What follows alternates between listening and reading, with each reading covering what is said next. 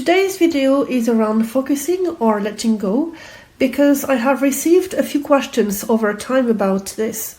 And to be honest, for some time it did make very little sense for me too.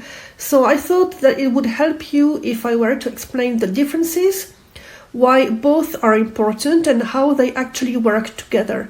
I will take an example of someone manifesting their specific person. Welcome back to my channel and welcome if this is the first time that you're watching one of my videos.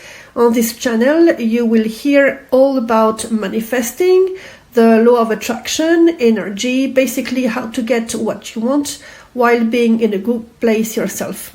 In the description box below you can find all the links you need to access my resources or book a coaching session with me. And finally, my name is Sabine. Okay. So focusing or letting go? Well, actually it's both, but for the process to be effective, it will help you to understand how both work independently and can't really mix together. If you have to apply let go or having a let go attitude on purpose, it will be because your focal point has turned into an obsession and you are fixating on what you are manifesting. Okay, so why is that? Let's start with the process of focusing. What does focusing mean? Focusing means to place your attention on something specific. Thoughts are energy, but thoughts are not the only component of energy. Your emotions are also energy. So basically, when you think about something, so when you place your thoughts on something, in that case, we're going to say that focusing is the thoughtful, energetic part of the energy, and your emotions correspond to the letting go part of the process. And maybe that explanation starts making sense. But to clarify even further, let's take the example of Mary, who is manifesting Dan. Mary thinks about Dan a lot during the day. We'll say that she is focusing on Dan. Is it a bad thing or a good thing? Well, so far this is neutral because we don't know what type of emotions that her thoughts trigger. Now, let's pretend that Mary has newly met Dan and she is excited about him. He seems keen on her, so he keeps texting her. They've been on their second date and all is perfectly well. Mary's emotions are congruent with her thoughts. It is going smoothly and Mary is confident that this relationship is going the right way. A few weeks down the line, Dan stops texting her. Now Mary is worried. She wonders if Dan has lost interest in her. She relieves their last communication in the hope that she will understand what can justify this change of attitude, not realizing that love also knows cycles and that's okay.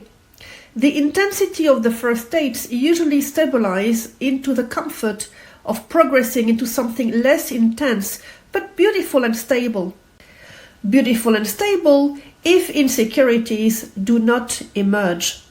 So has Mary's focus changed? Yes. Mary's focus is not so much on the beauty of the relationship anymore.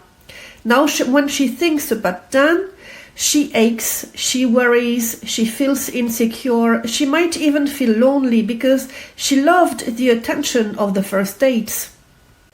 You see, what happens is that Mary has met a few men in her life, but she has a deeper knowing that Dan could be the one, so she's now scared that he might not feel the same way about her. Without realizing it, Mary has put some intensity and stress on her bond and on her focus. I know it may sound strange to some of you that I formulate her experience by saying that she's put stress and intensity on a focus, but this is because her focus is comprised of her thoughts and perspective, you see. Her focus is energy. And when energy flows freely, all is well. When energy cannot flow because its freedom is impacted because of the stress of the intensity of the thoughts, we'll say that there is resistance. In this case, we'll say that Mary has unconsciously trapped her focus or energy into a negative cycle. Now let's look at her emotions. Mary's emotions are all over the place. She aches, she's in pain, she can't eat properly, she worries, she can't sleep well, or she sleeps too much. Her emotions and thoughts are unbalanced. Can you tell the difference in her energy? And yet, until we knew the context, all we knew was that Mary was focusing on her desire. But when we now know that Mary is going through a rough patch, we know that her focal point is more damaging her than doing her any good. So, is letting go or dropping the desire the solution? Well, it's not as a direct solution as it seems.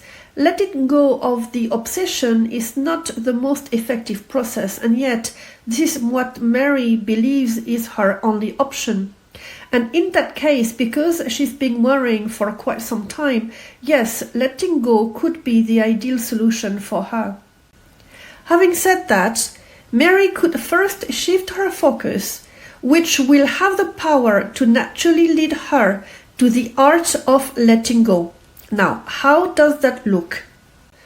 Well, it looks like this. Mary could formulate clearly what she wants, which in this case is to be in a committed relationship with Dan. She's after love, companionship, laughter, a connection, commitment.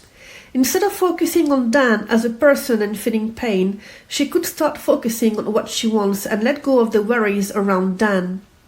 Yeah, but it's not so easy in practice, and you're right. Mary probably can't stop thinking about Dan either, and yet something has to change for her and Dan to be together again. If Mary keeps focusing on Dan while feeling more and more frustrated, more and more desperate, clearly her focus will backfire. The process here doesn't imply that she stops thinking about Dan, because it will be difficult for her to do so. The trick here is to stop focusing on what goes wrong right now in her experience around Dan. Let's be clear here. Another person than Mary could be perfectly okay in that situation if she had no insecurities. Let's call that other person Susan. We'll say that Susan feels very secure in herself, she is confident, and she knows that Dan loves her. She understands that love and also needs to breathe, and she takes the opportunity when she doesn't see Dan to do her things. She goes to work, she meets her friends for coffee, she spends time on different things and passions. Overall, we could say that she feels good about her life, and she feels good around the relationship because she knows that Dan is busy preparing something great for them in the near future. She thinks about him every day, but when she does, she smiles, she feels happy and safe. She feels happy as she considers that her bond with Dan is growing. She appreciates the fact that it is less intense than in the beginning because Dan was texting her 20 times a day, and as she is an independent woman, it was a lot of texting for her. She grows fond of Dan, and this feeling makes her excited and happy. She's already imagining what it would feel like to be called Mrs. ... What it would be like to live with Dan. When she thinks about Dan, she sees the two of them together having a good time. She has even Googled a destination where they could spend some time together for a weekend away. Now, what if I were to tell you that Mary and Susan spend the same amount of time thinking about their man? In other words, both spend the same amount of time focusing on their man. Would you say that the quality of their focus is the same? Probably not. Now, can you tell that this is the problem? This is why when you hear about focus, it can be confusing. Well, I was confused myself anyway. I thought that I couldn't think about my man so much, or that it would backfire on me. I thought that thinking about him would lead to me being obsessive about him. But you focusing on what you want is not the problem. It will backfire on you only depending on the quality of the focus. In other words, of the quality of your focus, on the quality of your emotions. In other words, of the quality of your energy when you think about the situation. To be honest, this topic could be discussed for hours, but if there was one thing I would like you to take from this video, that would be this. What is the quality of your focus right now, would you say? Because you see, we haven't discussed about letting go yet, but the quality of your focus implies that you are letting go or not. In one sentence, letting go is the process of not needing your manifestation for it to happen. You want it and you'll get it, but you do not need it to exist and smile. You don't cling to it as if your life depended on it. You don't need your manifestation to breathe. To be direct, you had life before knowing that your manifestation ever existed. As you feel happy about your manifestation unfolding and about your energy working out in your favor, you are already letting go. Look around you. I can guarantee you that not everybody who managed to get married or be a millionaire or whatever the case may be has ever studied the law of attraction or manifestation, and yet they have manifested what they wanted. In other words, they manifested what they wanted without consciously having to follow a process called letting go. They just did it. And the way they did it is because they decided to take a chance on them and see if it would be paying off. At some stage, they felt too tired to keep trying, and right then, without knowing that they were letting go, they just had unlocked the tension surrounding their manifestation. They stopped feeding their manifestation with worries and stress and intensity. They let go, and that resulted in their energy unlocking the situation. Maybe they were even surprised that their manifestation showed up after months of trying.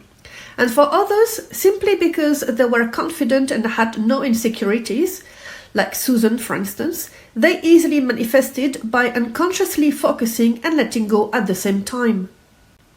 I hope this has given you another perspective and has helped you understand how you could adjust your focus to be back on track. Remember that I offer coaching if you want to discuss your specific situation. You can also get one of my resources to manifest what you want. If you like this video, please give it a thumbs up. Until next time, happy manifesting!